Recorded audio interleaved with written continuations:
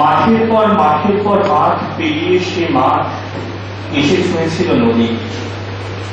নদী তখন সন্ধ্যা বর্ণ, স্থির শায়িত বাবার ডান পাশে।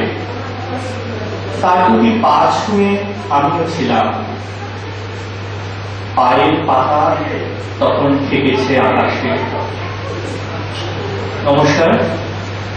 আজ আমরা সকলে আমাদের প্রিয়জন শ্রী সুজয় ব্যানার্জি, যার ডাকনামে সবাই চেনে, চাঁদুদা বা চাঁদু, তার একটি স্মরণ সভায় একত্র হয়েছে। আনন্দের ব্যাপার নয়, কিন্তু তাকে সবাই মিলে স্মরণ করা এটার একটি গুরুত্ব আছে। আমি অনুরোধ করব সবাই সহযোগিতা করবেন। আপনাদের ফোনগুলো অনুগ্রহ করে সাইলেন্ট করে দিন। আমরা একে একে আমাদের কথা বলবো, কিছু গান গাইব, কবিতা পড়ব। যারা বক্তব্য রাখবেন তাদের প্রথমেই অনুরোধ করছি, অনেকে বলবেন একটু সময় দিতে খেয়াল রাখবেন। এটা খুব সিরিয়াস ব্যাপার হয়েছে। এখন তার পরিবারের পক্ষ থেকে আমরা একটি সমবেত সঙ্গীত করব। আমি তার পরিবারের লোকজনকে মঞ্চে আসতে বলছি।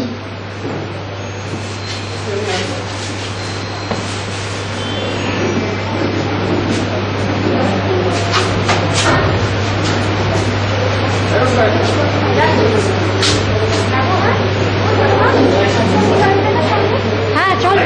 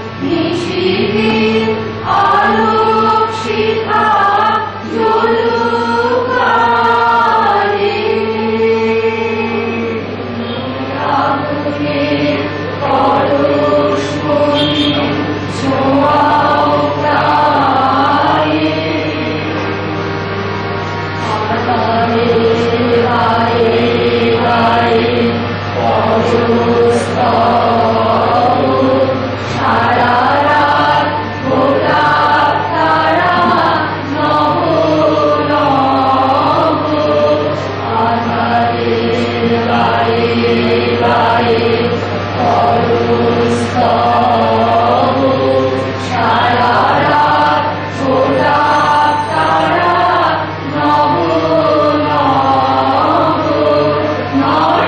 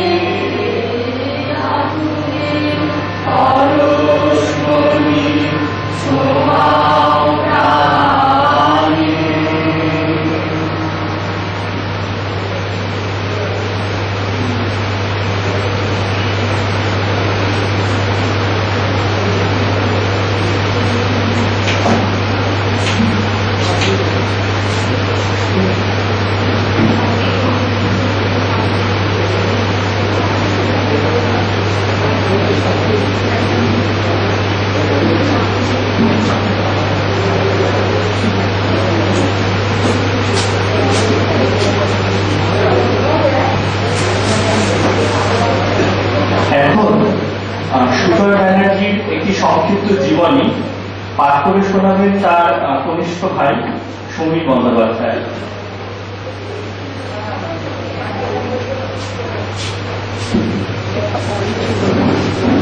হ্যালো,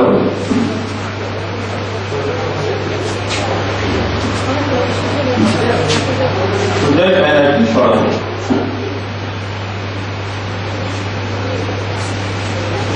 যাকে ঘিরে আজ সকলের একত্রিত হওয়া, আমাদের পরিবারে সেই অন্যতম অভিভাবক সুজয় ব্যানার্জি, যার চার চালু গত 9ই জুলাই সকাল 8টায় প্রয়াত হয়েছে। তার বয়স ছিল 78 বছর। 8 বছর আগে তিনি ব্লাডার ক্যান্সারে আক্রান্ত হন। দীর্ঘ রোগ ভোগের পর্বে বাঁচার অদম্য ইচ্ছায় সমস্ত কষ্ট সহ্য করেছে, কিন্তু গত বছর থেকে পর একাধিক কাছের মানুষের তৈরি তার মানসিক শক্তি দারুণ আহত হয়। শারীরিক অবস্থার দ্রুত অগ্রগতি ঘটতে থাকে। শেষ 6 মাস ছিলেন শয্যাশায়ী। শরীর অত্যন্ত খারাপ হওয়ায় করোনার ভীতি উপেক্ষা করে জুন মাসের 19 তারিখে তাকে হাসপাতালে ভর্তি করতে হয়। হাসপাতালের চিকিৎসক স্বাস্থ্যকর্মীদের 21 দিন ব্যাপী নিরলস প্রচেষ্টা সত্ত্বেও তিনি আর সশরীরে ফিরতে পারলেন না আমাদের কাছে। বাবা সচিন্দ্রনাথ ও মা কমলা বন্দ্যোপাধ্যায়ের দ্বিতীয় সন্তান সুজয়ের জন্ম 1943 সালের 15ই মার্চ মুম্বই মামার বাড়ি। দাদা সঞ্জয়, বোন মীরা, 2 ভাই সুজিত ও সমীর সহ সম্পর্কিত দিদি দাদা মিলে চন্দ্রনগরের ফটকপুরা অঞ্চলে হইহই করে তার বেড়ে ওঠা। কানাইলাল বিদ্যা মন্দির থেকে 1959 সালে স্কুল ফাইনাল, চন্দ্রনগর কলেজ থেকে ইউনিভার্সিটি পাস করে তিনি ভর্তি হন হুগলি ইনস্টিটিউট অফ টেকনোলজি। সেখান থেকে 1965 সালে সিভিল ইঞ্জিনিয়ারিং এ ডিপ্লোমা পাস করেন। পাশাপাশি চলছিল ফুটবল চর্চা। খেলতেন Chandernagore sporting club. Left wing পজিশনে তিনি ছিলেন চন্দ্রনগর প্রথম ডিভিশনে নিয়মিত খেলোয়াড়। অল্প বয়সে ফটকপুরা সার্বজনীন পূজা কমিটি, পরবর্তীতে বিভিন্ন ক্লাব যেমন সবুজ রবীন্দ্র ফটকপুরা, ভাতৃসংঘ ইত্যাদির সঙ্গে যুক্ত ছিলেন সুজয়। খেলা দেখতে এবং খেলতে খুবই ভালোবাসতেন। 60 বছরেও তাকে ভাতৃসংঘ ক্লাবের মাঠে ছোট বড় সবার সঙ্গে ফুটবলে মেতে উঠতে দেখা যায়। এইচআইটিতে পড়াশোনার সময় থেকে সুজয় যুক্ত হন ছাত্র রাজনীতিতে। বামপন্থী ছাত্র সংগঠন বিপিএসএফ এ তিনি ছিলেন কলেজ সেক্রেটারি এবং ছাত্র সংসদে নির্বাচিত ভাইস প্রেসিডেন্ট। একসময় ফটকপুরার প্রগতিশীল যুবকদের নিয়ে গড়ে ওঠে সংকেত। এই সাংস্কৃতিক সংগঠনের মধ্যে রাজনৈতিক ভাবনার প্রকাশ ছিল নজরকাড়া। বলা বাহুল্য, এই সংকেতের অন্যতম প্রধান পুরুষ ছিলেন তিনি। এই সময়কালে 1967 সালে তিনি ভারতের কমিউনিস্ট পার্টি মার্ক্সবাদীর সদস্যপদ অর্জন করেন। শুরু হয় চেতনার রঙে উজ্জ্বল হয়ে উঠে মানুষের প্রতিদিনের সংগ্রামে শরীক হওয়ার নেতৃত্ব দেওয়ার প্রয়োজন। 1977 সালে বামফ্রন্ট প্রতিষ্ঠার আগে পর্যন্ত বারবার আক্রান্ত হতে হয়েছে তাকে। কখনো সহ্য করেছেন পুলিশি হয়রানি, কখনো বা নেমে এসেছে সমাজ বিরোধীদের প্রাণঘাতী আক্রমণ। যদিও সবই ব্যর্থ ছিল এলাকার মানুষের সহযোগিতায়। যাদের জন্য তিনি লড়েছেন তারাই বুক দিয়ে রক্ষা করেছেন তাদের চাকরি। বারবার আমৃত্যু পার্টির সদস্য সুজয় বিভিন্ন সময় ছিলেন পার্টির চন্দ্রনগর বন্ধু আঞ্চলিক কমিটির সম্পাদক, পরবর্তীকালে একত্রিত দক্ষিণাঞ্চলিক কমিটির সম্পাদকের দায়িত্ব পালন করেছেন দীর্ঘদিন। চন্দ্রনগরের ঐতিহ্যশালী সংযুক্ত নাগরিক কমিটির যুগ্ম আহ্বায়কের দায়িত্বভারও বেশ কিছু বছর ন্যস্ত ছিল তার উপর। 1970-এ তিনি যোগ দেন চন্দ্রনগর পৌর নিগমের চাকরিতে। চাকরি প্রথম থেকেই অল বেঙ্গল মিউনিসিপাল ওয়ার্কম্যান ফেডারেশনের সঙ্গে যুক্ত হন।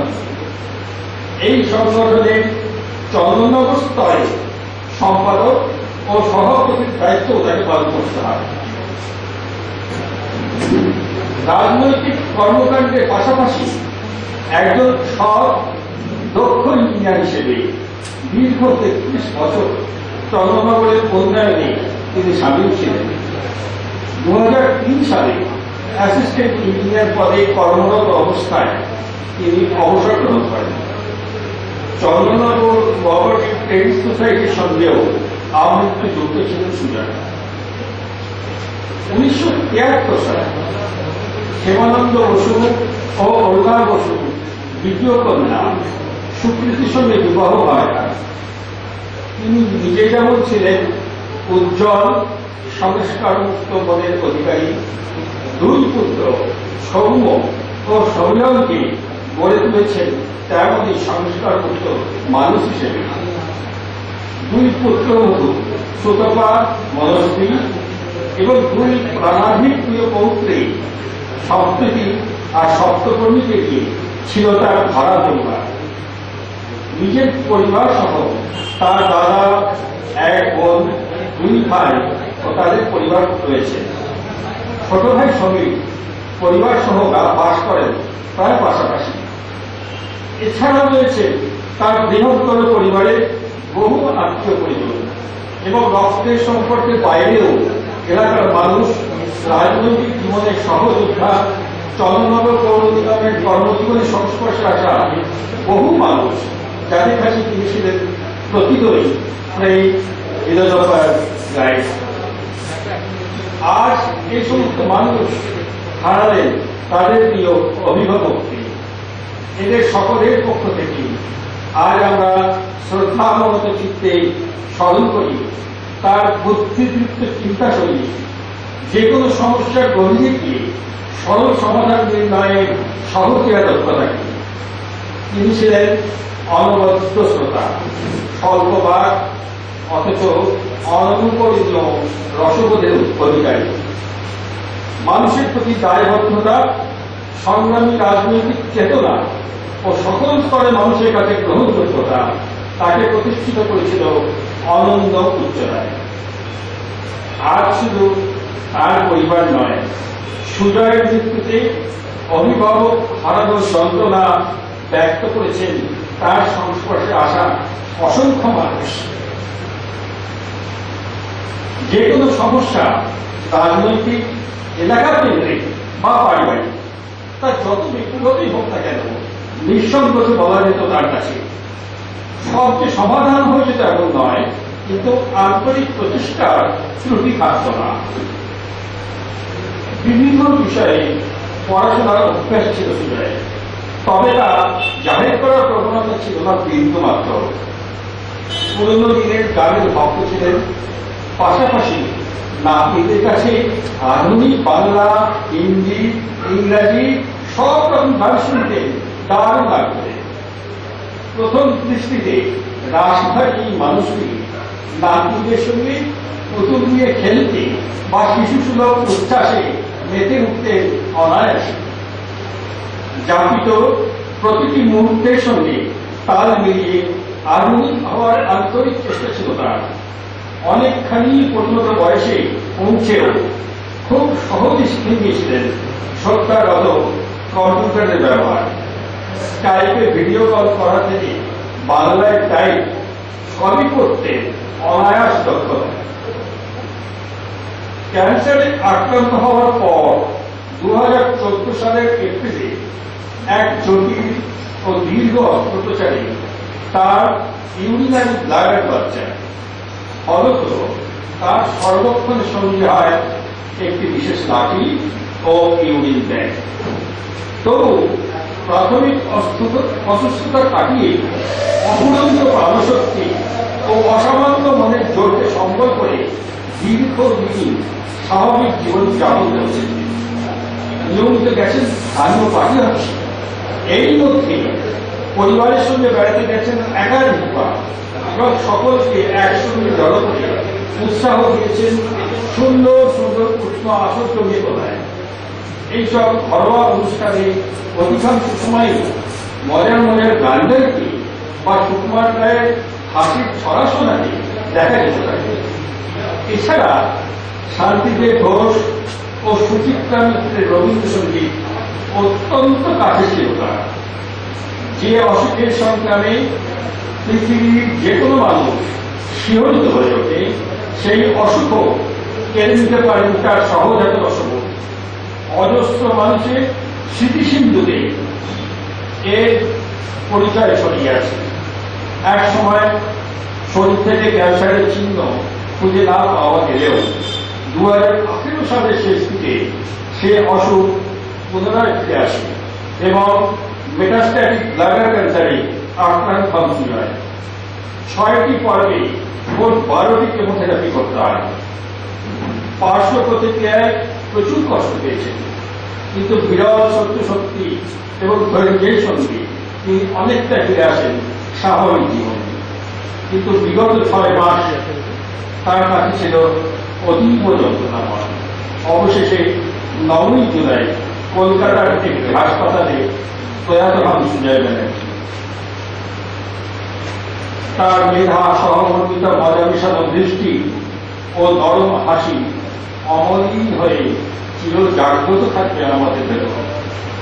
তিনি বেঁচে থাকবেন, গান গাইবেন, ছড়া বলবেন আমাদের মধ্যে, ঠিক যেমন বেঁচেছিলেন এতদিন। আমাদের আন্তরিক চেষ্টা থাকবে তার জীবনশৈলী ও গুণাবলী নিজেদের মধ্যে সঞ্চারিত করা। এইভাবে তার প্রতি আমাদের প্রকৃত শ্রদ্ধা জ্ঞাপন। পরিবারের পক্ষ থেকে সকলকে ধন্যবাদ ও নমস্কার।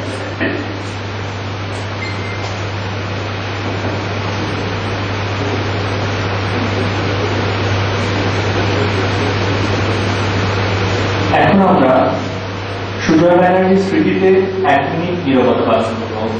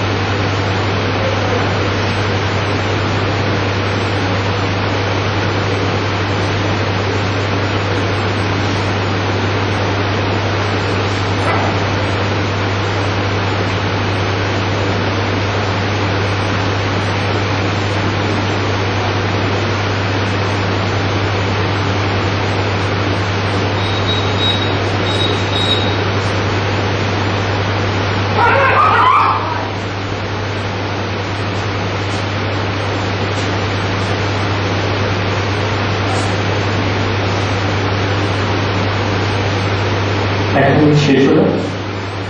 এইবারে আমাদের মাল্যদান। প্রথম মাল্যদান করবে আমাদের পরিবারের সবচেয়ে কনিষ্ঠতম সদস্য সপ্তকর্ণী টুকুর। তারপরে আপনারা যারা চান তারা মালা দিতে পারেন।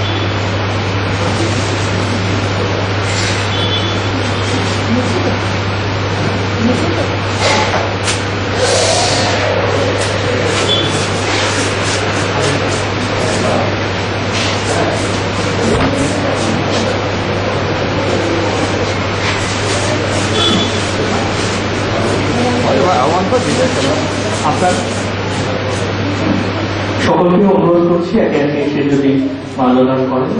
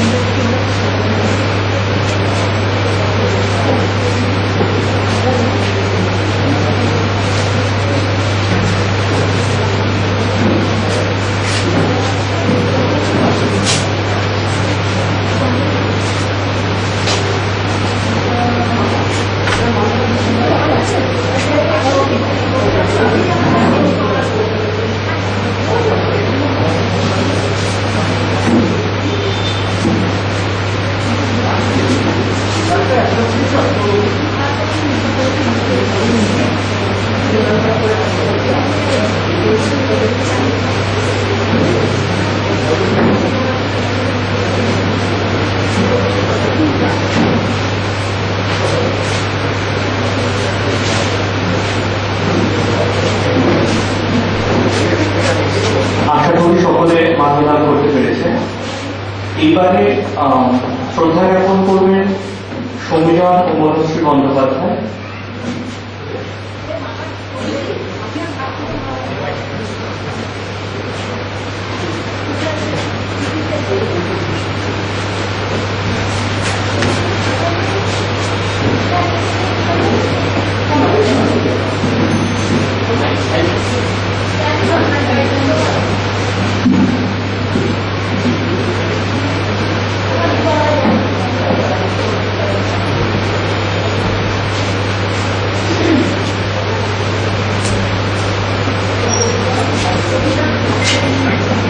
আবৃত্তি শুরু করার আগে আমি দুটো কথা বলতে চাই। আমাদের পারিবারিক একটা বাবা খুব ভালোবাসতো পারিবারিক আড্ডা, যেটা যখন আমরা বেড়াতে যেতাম মোটামুটি সেই সময়টা যেহেতু সবাই ফাঁকা সময় থাকে, ওই সময়টাতে একটা পারিবারিক আড্ডা বসা, সেখানে সবাই মিলে বসে এক জায়গায় বসে আড্ডা দেবো, গান গাইবো, ছোট তার দুই নাতনি নাচ গানের মাধ্যমে থাকবে, সবাই থাকবে, এটা বাবা ভীষণ ভালোবাসছে, প্রচন্ড ভালো ভালোবাসে।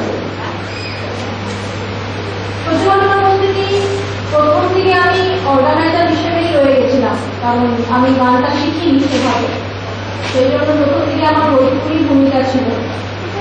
পরের দিকে মনে হলো যে আবৃত্তিটা মনে হয় শেখাই যায়, মানে হয়তো সোজা হবে আমার পক্ষে। যাই হোক, বাবা খুব উৎসাহ দিয়েছিল আমাকে আবৃত্তি শেখার জন্য, এবং সত্যি কথা বলতে গিয়ে তারপর থেকে যখন আমি আবৃত্তি শেখা শুরু করি, বাড়িতে মোটামুটি বাবাই একমাত্র যে কিনা নির্বাক শ্রোতা, মানে ভুল ভাট আমি যাই বলি না কেন খুব ভালোভাবে শুনেছে, যেখানে ভুল ধরিয়ে দিয়েছে, যেখানে ভালো হয়েছে সেখানে প্রশংসাও করেছে। আজকে ওই জায়গাটা একটু ফাঁকা হয়ে গেল, এটাই একটু খারাপ লাগছে আর কি।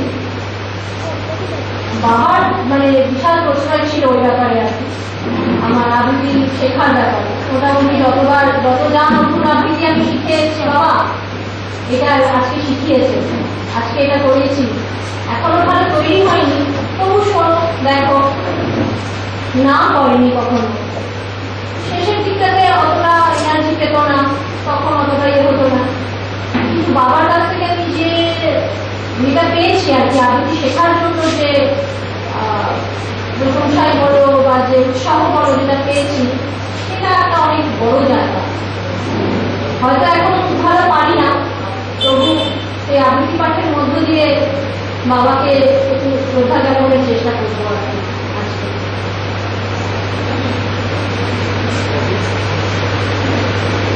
দীর্ঘ জীবন পথ, কত দুঃখ তাপ, কত শোক দহন,